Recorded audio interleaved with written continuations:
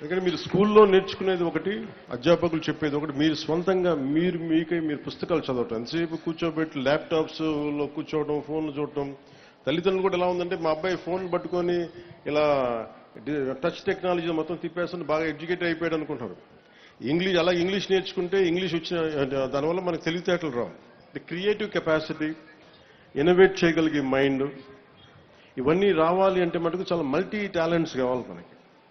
Multi tasking చేయాలన్నా.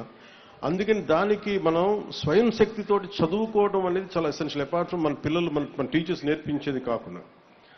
అందుకు మీరు ఇళ్లలో కూడా తల్లిదండ్రులకు కానీ ప్రతి ఒక్కళ్ళకి గ్రూప్ లైబ్రరీ ఇచ్చే 10 మంది ఒకటే ఏరియాలో ఉంటే మీరు ఒక లైబ్రరీ, చిన్న లైబ్రరీస్ పెట్టుకోండి. అలాగే కూటమి నాయకులు కూడా, జనసేన నాయకులు కూడా ప్రత్యేకించి పిల్లలకి, మీరు పొద్దున పిల్లల ఓట్లు కావాలనుకున్న పిల్లలకి మీరు ఏం చేయకుండా ఓట్లు ఎలా అడుగుతారు మీరు అందరూ.